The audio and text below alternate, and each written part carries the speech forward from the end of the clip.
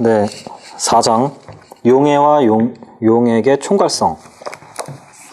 그러니까 용해라는 거 그리고 용액의 총괄성에 대한 문제인데요. 자, 기출문제 11학년도 상반기 12번 문제였어요. 1번 보시면은 소금의 총괄성에 대한 설명으로 옳은 것을 모두 고른 것은. 자, 이제 총괄성이라고 하는 것은 어떤 용질의 양에 영향을 받는 성질이에요. 용질의 종류와 무관하고 그 개수, 즉 몰수와 관련된 성질을 총괄성이라고 하죠. 소금물에 끓는 점은 순수한 물에 끓는 점보다 높다 그랬죠. 자,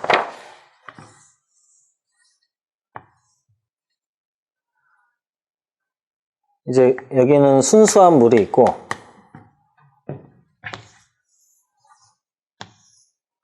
여기는 소금물이 있어요.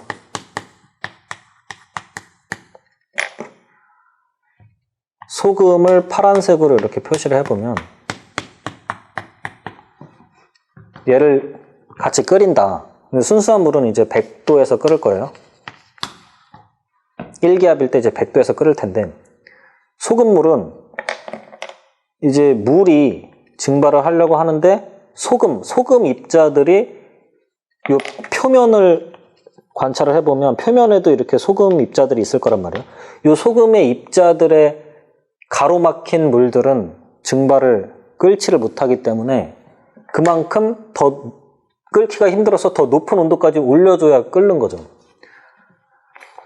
그러니까 그냥 순수한 물에 비해서 어떤 이물질을 용질이라는 어떤 이물질, 여기서는 소금이 되겠죠. 소금을 이렇게 이물질을 넣어준다면 그 표면에 끓음이 일어나는 그 표면에서의 방해가 일어나기 때문에 더 끓기가 힘들고 더 높은 온도에서 끓을 수 있다는 거죠. 어는 것도 마찬가지예요. 순수한 물은 0도씨에서 얼 텐데 언다는 것은 이제 물 분자끼리 이제 수소 결합을 형성을 하면서 이제 어떤 구조를 이루면서 얼음이 되는 건데 그 물 분자끼리 잘 만나야 되는데 그 중간중간에 소금이 박혀 있다고 그 가정을 한다면 그 물 분자끼리 서로 이렇게 구조를 맞추기가 힘들겠죠. 방해물이 중간에 있는 거니까. 그러니까 얼기도 힘들어지는 거죠. 한마디로 이물질이 들어가면 끓기도 힘들어지고 얼기도 힘들어지는 거예요. 그러니까 얼리기 위해서는 0도씨보다 더 낮은 온도까지 더 차갑게, 낮은 온도까지 0도씨보다 더 차갑게 만들어줘야 비로소 얼 수 있는 거고 100도씨보다 더 높은 온도까지 올려줘야 비로소 끓을 수가 있는 거죠. 그러니까 이물질이 들어가면 어는 점은 낮아지고 끓는 점은 높아진다는 거죠. 기억, 소금물에 끓는 점은 순수한 물에 끓는 점보다 높다. 당연하죠. 니은, 소금물에 어는 점은 순수한 물에 어는 점보다 낮다. 맞죠? 디귿, 삼투 현상에서 물은 항상 소금물의 농도가 진한 쪽으로 이동한다. 그렇죠. 삼투를 보시면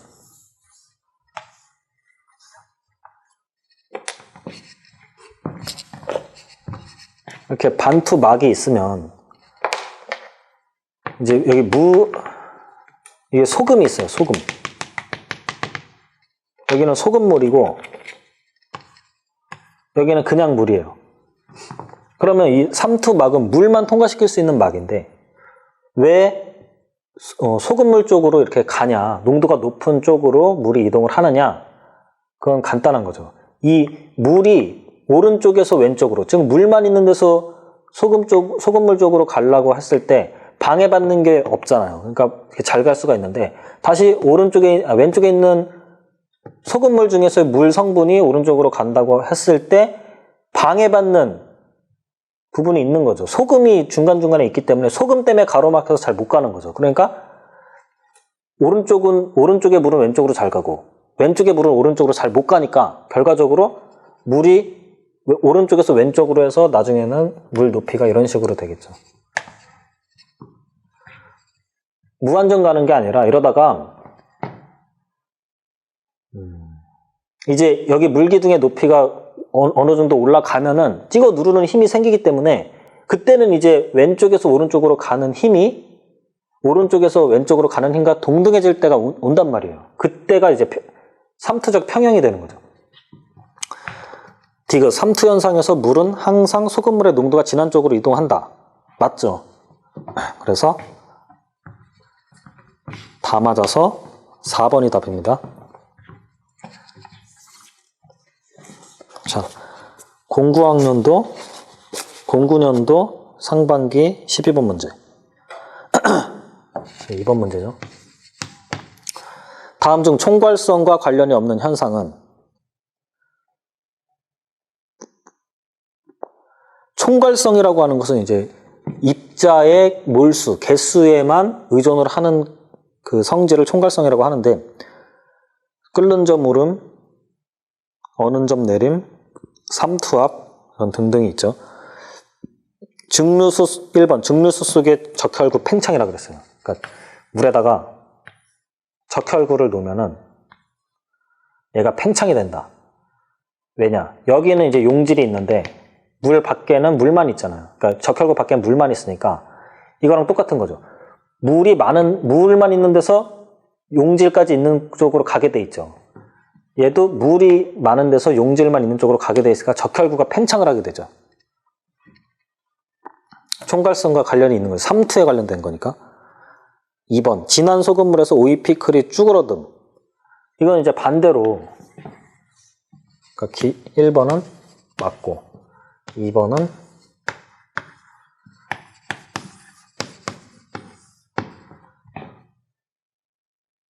진한 소금물 5번이 없죠. 진한 소금물에서 오이피클이 쭈그러듦. 오이를 이렇게 넣어놓으면은 오이 조각을 넣어놓으면 진한 소금물에서 오이 속에도 이제 어떤 용질들이 존재를 하겠지만 진한 소금물이라고 하는 것은 훨씬 더 소금의 농도가 높은 물을 말하는 거죠. 여기다가 담가놨다 하면은 이번에는 이 밖에서 들어가는 것보다 안에서 나오는 물의 양이 더 많을 거란 말이에요. 그래서 오이에 있는 수분이 빠져서 쭈글쭈글해지겠죠. 이것도 삼투와 관련된 거니까 총괄성이 맞죠. 그 다음에 4번 에틸렌글리 3번은 이따 보겠습니다. 에틸렌글리콜 용액을 자동차 부동액으로 사용. 그랬어요. 자, 자동차에서 이제 부동액 이제 엔진을 식혀준다거나 할 때 부동액을 쓰는데 그 물을 써야 되는데 엔진이 이렇게 있으면은 그 주위를 물이 이렇게 순환을 하면서 식혀줘야 되는데 이 순환하는 물이 겨울에는 얼 거 아니에요. 그러니까 어는 점을 낮춰버리면은 안 얼겠죠. 그게 부동액이에요. 부동액은 다른 게 아니라 그냥 이 파이프 관, 이 부동액에다가 진한 용질을 많이 넣어서 진하게 만들어버리는 거죠. 용도가 높은 용질로 만들어버리면 그만큼 물끼리 붙어서 얼어야 되는데 물끼리 붙어서 얼기가 힘들어진다는 거죠. 다른 입자들이 있으니까.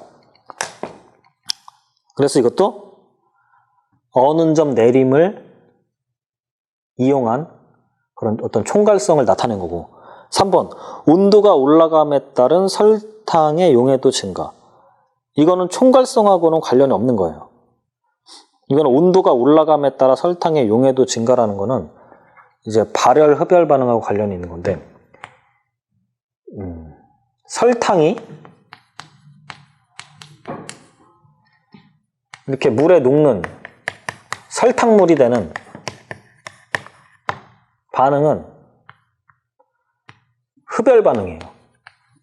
그러니까 이 반응에서 얘가 열을 먹어야지 이제 설탕물이 되는 거니까 흡열 반응.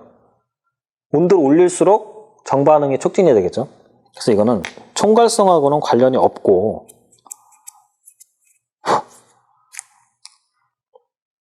이거는 반응의 어떤 연력학적인 측면에서 접근을 해야 되는 거죠. 총괄성하고 직접적인 관련은 없는 거예요.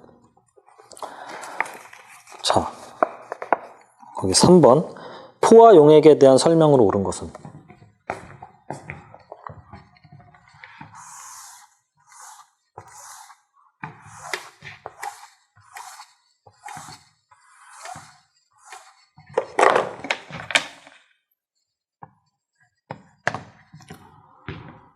포화 용액은 이렇게 석출된 게 있는 거고, 여기 이제 어느 정도 일정한 농도로 이렇게 녹아 있을 때 용질이 소금물의 포화 용액이다. 그러면 소금 덩어리가 이렇게 있을 거고, 여기 어느 정도 녹아 나오는 소금의 농도가 있을 거란 말이에요. 얘는 소금이 녹아 나오는 거랑, 물론 밖에 이렇게 녹아있던 소금이 다시 이 덩어리로 석출이 되기도 하죠. 이 속도가 똑같을 때를 포화 용액이라고 하는 거예요. 그래서 2번이 답이죠.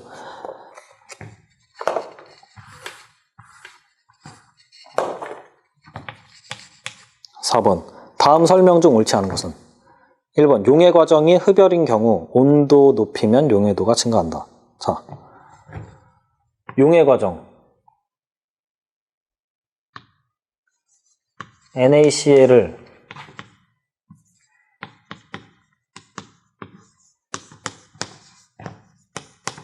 이건 고체고 이건 수용액이다 했을 때 이 반응이 흡열 반응이라고 한다면 열을 가할수록 정반응의 추진력이 강해지죠. 그래서 온도를 높이면 용해도가 증가한다. 그렇겠죠.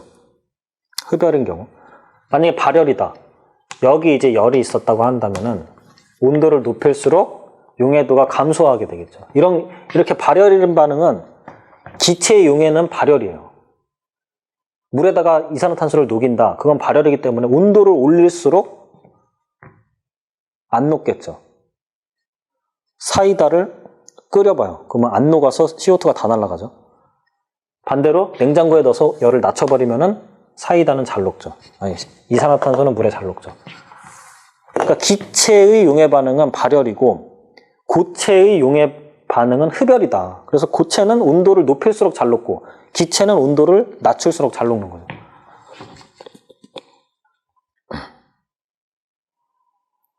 (2번) 기체 용해도는 온도가 높고 압력이 낮을 때 증가한다.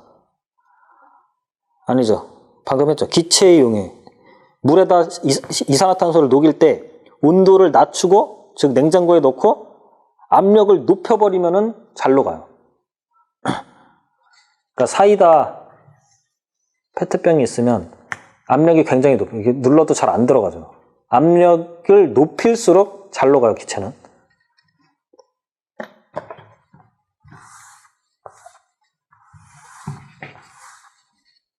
네, 2번이 틀렸죠.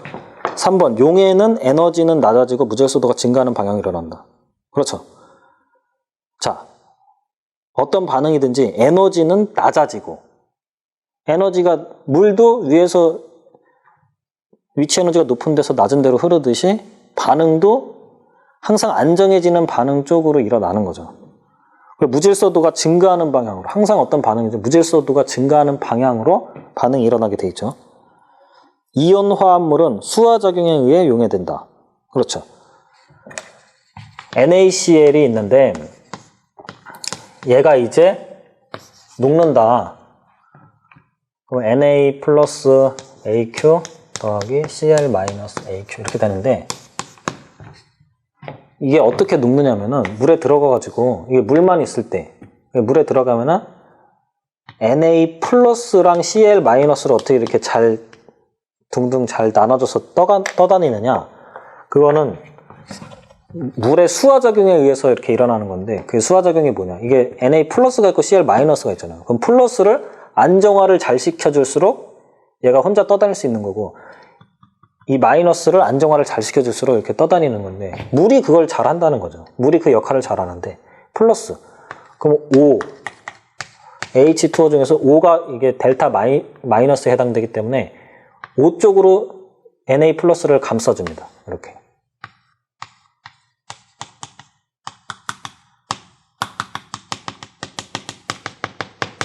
이런 식으로.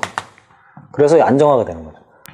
그럼 CL은 이제 H가 델타 플러스이기 때문에 델타 플러스 쪽으로, H 쪽으로 이렇게 감싸주게 되는 거죠. 이렇게. 이런 식으로. 그래서 이걸 수화작용이라고 하고, 이온 화합물은 이런 수화작용 때문에 물에 잘 녹는다 이거죠.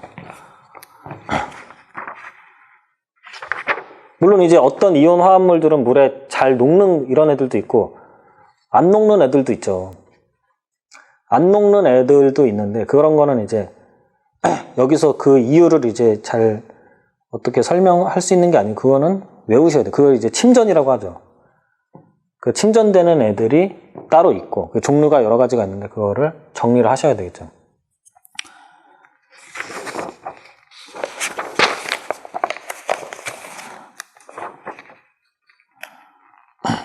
자, 그 다음에 20번.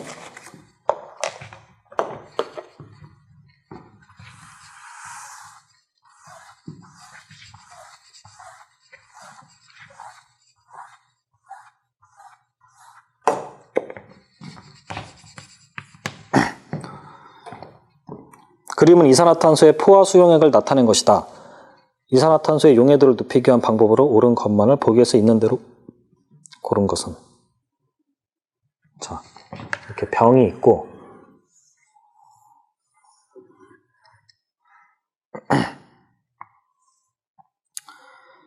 여기 CO2 포화 수용액이 있어요.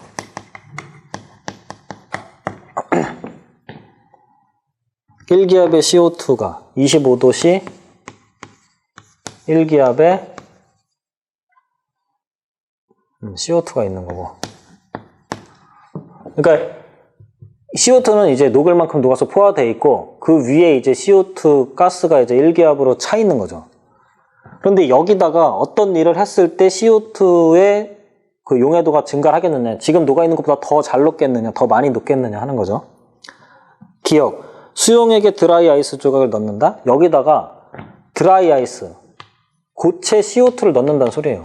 그럼 집어넣으면은 얘는 지금 25도씨니까 승화를 할 거란 말이에요. 그럼 승화를 하면은 뽀글뽀글 올라와가지고 CO2 기체의 양이 증가를 하게 되는 거죠. 그러면은 CO2가 지금 1기압일 때 이렇게 포화되어 있었는데 얘가 압력이 더 늘어나서 CO2가 증가를 하면은 그 비율대로 더 녹아 들어갈 거라는 거죠. 그래서 고체 CO2를 넣었을 때 더 용해도가 증가를 한다. 기억은 맞고요. 다음에 니은, 헬륨을 넣어 전체 압력이 2기압이 되도록 한다. 이번에는 CO2는 이제 건드리지 말고 헬륨만, 여기다가 헬륨을 1기압을 플러스 시켜. 그러면은 전체 이 기체의 기압은 2기압이 되겠죠. CO2가 1기압을 차지하고 헬륨이 1기압을 차지하니까 전체가 이제 2기압이 되는 건데, 그때는 이 기체의 압력을 확 높여버리면 CO2가 더 많이 녹아 나오겠느냐, 더 이렇게 녹아 들어가겠느냐, 그런 말이죠. 언뜻 생각하면 그럴 것 같아요. 헬륨만 차지해도 부피가 작고 압력이 너무 높기 때문에 이거를 완충시켜주기 위해서 CO2가 좀 이렇게 내려가 주면 좋지 않겠느냐, 더 녹아주면 좋지 않겠느냐, 이렇게 생각을, 상식적으로는 생각이 들지만 이 경우에는 전혀 영향을 안 줘요. CO2는 이 헬륨이랑 여기다가 아무리 어떤 공기를 많이 집어넣더라도 영향을 안 받고 이 부피, 전체 부피 중에서 CO2가 차지하고 있는 부분만 영향을 받는다는 거죠. 그래서 CO2만의 압력이 1기압이기 때문에 다른 게 아무리 들어와도 CO2만의 압력은 1기압을 유지를 하는 거예요. 그래서 다른 것들이랑 상관없이 CO2는 영향을 안 받고 용해도에 영향을 안 미친다. 더 이상 더 많이 녹아 들어가는 CO2가 안 생긴다는 거죠.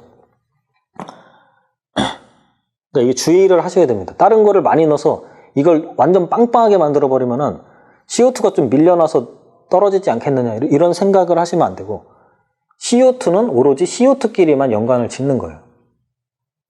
반대로 만약에 헬륨이 여기서는 녹는다는 가정을 따로 하진 않았지만 얘가 녹든 안 녹든 그것도 상관없는 거고, 헬륨의 입장에서 보면은 CO2랑 상관없이 헬륨은 여기 일기압이 있으면 어느 정도 높고 그거랑 평형을 맞추겠죠.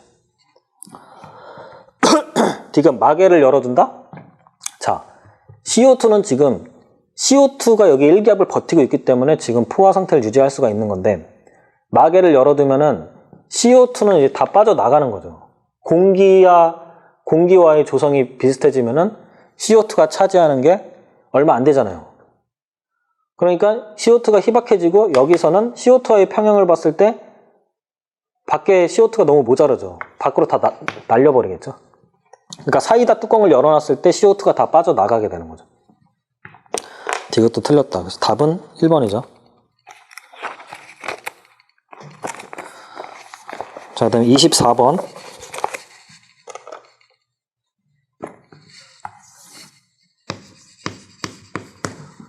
이제 농도에 관한 문제인데요. 1몰.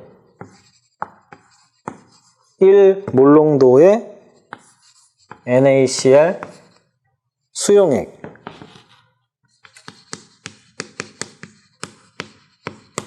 수용액 100ml를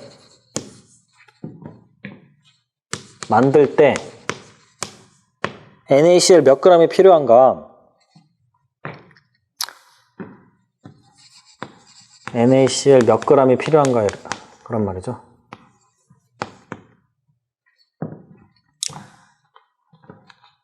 이거는 이제 이 몰농도에 대한 정의가 중요한 겁니다. 몰농도. 1몰농도는 정의가 어떻게 되냐면 용액 1리터당 용질이 들어있는 몰수. 그러니까 용액 1리터에 들어있는 용질의 몰수. 이걸 1몰농도라고 해요. 용액 1리터당 용질 1몰이 들어있을 때 1몰농도라고 하는 거죠. 그러면 0.1몰농도라고, 아니, 지금 1.0몰농도니까 정확히 이걸 따르는 거죠. 용액 1리터당 용질 1몰개가 들어있으면 돼요. 근데 지금 100ml만 만든대요. 그럼 0.1리터가 100ml죠. 용액 0.1리터에는 용질 0.1몰개만 있어야지 이게 또 1몰농도가 되겠죠. 그러니까 NaCl 0.1몰농도만 필요한 거예요. 그럼 NaCl 0.1몰농도가 몇 g인지를 알면 되겠죠. 간단하죠. NaCl이 1몰개가 원자량 23 더하기 35.5 하면은 58.5죠. 그러니까 NaCl 1몰개가 58.5g이에요. 그럼 지금 물어보는 거는 0.1몰개만 필요하면 되는 거니까 NaCl 0.1몰개는 5.85g이 필요한 거죠. 그래서 2번이 되겠죠. 5.85g.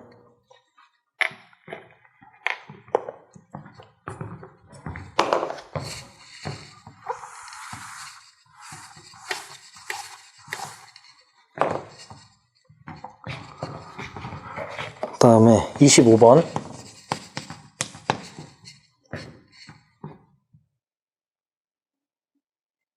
자, 포도당 용액인데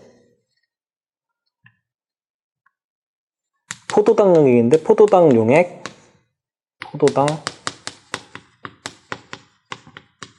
포도당 용액 100ml 속에 36g의 포도당이 녹아있다. 포도당 36g.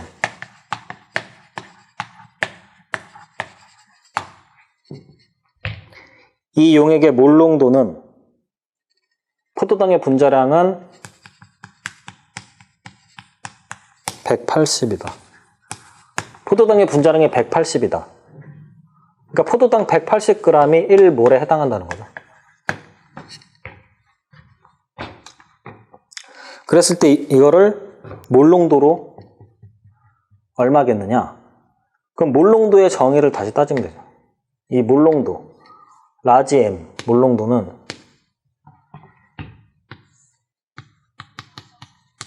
용액 1리터당 들어있는 용질의 몰수라고 했죠. 그럼 지금 일단 포도당은 100ml 들어있으니까 포도당 용액이 100ml죠. 그러니까 용액 0.1L예요. 그럼 용질은 얼마나 들어있느냐? 몇 몰게 들어있느냐를 따져야 되는데 포도당이 36g이다? 그럼 이렇게 따지는 거죠. 포도당 36g이 환산인자를 써서 단위를 바꾸는 거예요. 36g이 몇 몰인지를 고쳐야 되니까 그람, 몰이 나와야 되겠죠. 그람, 몰. 1몰이 180g이다. 비례식으로 해도 되고 이렇게 해도 됩니다. 이렇게 하는 게 더 좋다고 했죠. 6, 6에 36, 6, 38, 5분의 1몰, 0.2몰이에요. 그럼 여기 용질 0.2몰이 있어요.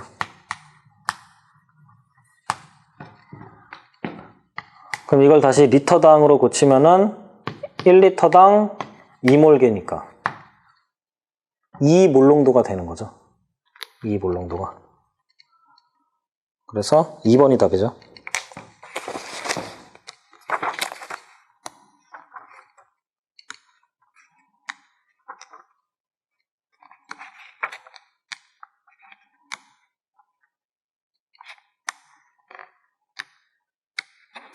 자, 그 다음에 50번.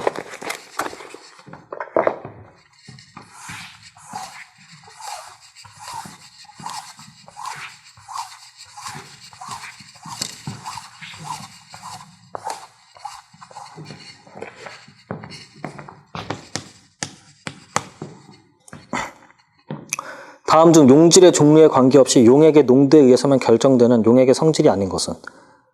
이게 총괄성에 대한 설명이죠. 자, 용해도는 이제 총괄성하고는 관련이 없다 그랬어요. 용해도는 그 물질 자체의 고유의 성질이고 총괄성하고는 관련이 없죠. 용해도는 총괄성하고 관련이 없다? 용해도는 물질 자체의 성질이고 총괄성은 물질 종류에 관계가 없다 했으니까 전혀 상반된 내용이죠. 총괄성은 물질의 양에 따라서, 개수에 따라서만 영향을 받으니까 그 물질의 종류와는 상관이 없고 그 개수에만 관련이 있다, 양에만 관련이 있다 이거고, 용해도 같이 물질 특유의 성질을 갖는 성질도 있는 거다.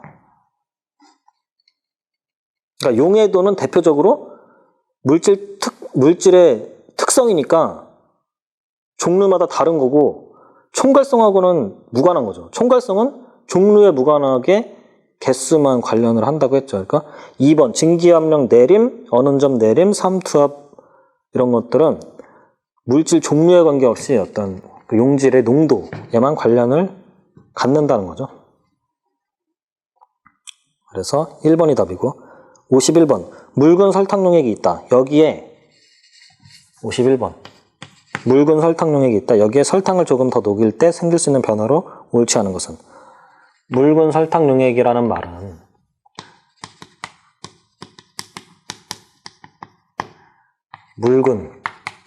설탕물은 설탕물인데 묽은 설탕물이다. 즉 포화되지 않은 설탕물이다. 묽은 더 설탕물이 녹아 들어갈 수 있는 상태의 설탕물이다. 근데 여기 설탕을 조금 더 녹이면 어떤 일이 일어나겠느냐? 증기압력이 낮아진다? 그렇죠. 증발할 수 있는 물의 양이 줄겠죠. 표면을 설탕이 더 많이 방해를 하게 되니까. 끓는 점도 높아질 거고 증기압력도 낮아질 거고. 점성이 작아진다? 설탕이 들어가서 점성은 높아지겠죠. 2번이 틀렸죠. 다른 것들을 몰라도 이거는 너무 쉽게 풀렸죠. 3번 끓는 점이 높아진다? 그렇죠. 끓기가 힘들죠. 삼투압이 커진다? 그렇죠. 농도가 진해질수록 삼투압이 커지겠죠. 이게 만약에 포화 설탕물이었으면은 설탕을 더 넣어준다고 하더라도 농도가 변하지 않겠죠. 포화된 상태니까. 그럴 때는 이제 삼투압의 변화가 없을 텐데 묽은 설탕물이라고 했으니까 설탕을 넣어줄수록 더 진해질 여지가 있는 거니까 삼투압은 또 변하겠죠. 커지겠죠.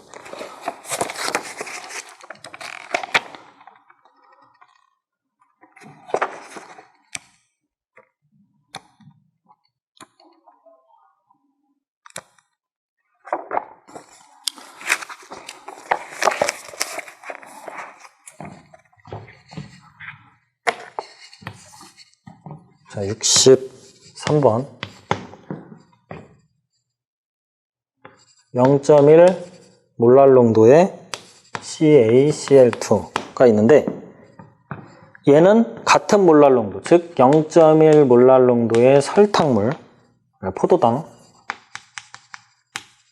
포도당 수용액에 어느 점 내림이 몇 배인가? 자, 어느 점 내림 델타 T 프리징은 KF 어느 점 내림 상수 곱하기 몰랄 농도예요. 그러면은 몰랄 농도가 높을수록 어느 점 내림이 심해지는 거죠. 몰랄 농도 진한 포도당 수용액일수록 혹은 염화칼슘 수용액일수록 어느 점이 더 많이 내려가는 거죠. 그래서 일단 얘나 종류에 상관없는 거죠. 총괄성이니까. 그래서 개수가 누가 많냐만 보면 되는데 농도가 누가 진하냐만 보면 되는데 0.1 몰랄 농도의 포도당 수용액은 0.1 몰랄 농도만큼의 입자들이 존재하는 거죠. 얘는 포도당은 입자가 물에 들어가서 나눠지는 게 아니기 때문에 하나 녹으면 하나 녹이면 하나 녹아 나와요.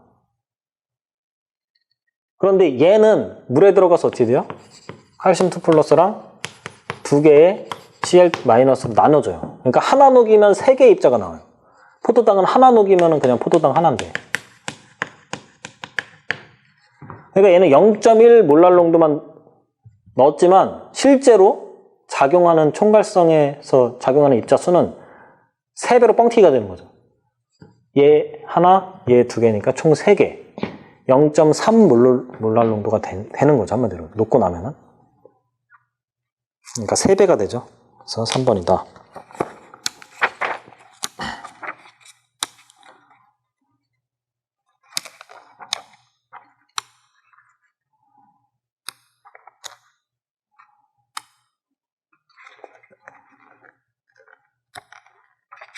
자, 다음에 81번 보시겠습니다.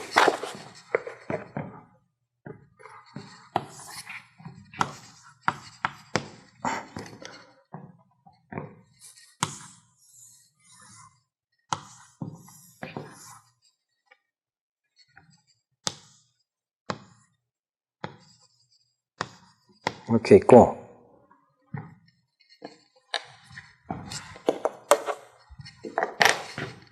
여기 반투막이 있고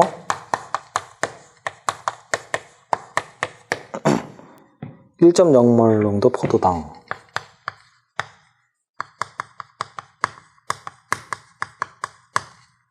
여기는 물 이렇게 있을 때 1번, 2번 가정을 했어요. 1번은 물만 통과시키는 경우 반투막이 물만 통과시키는 경우 2번은 물과 포도당 모두 통과시키는 경우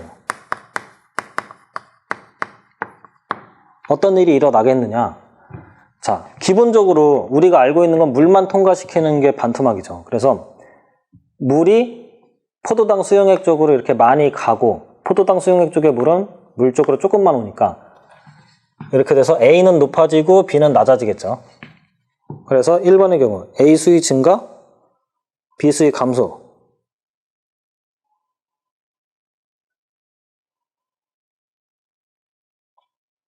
1번 아니면 4번이죠. 근데 2번의 경우 물과 포도당이 같이 움직인다? 그럼 물이 왔다 갔다.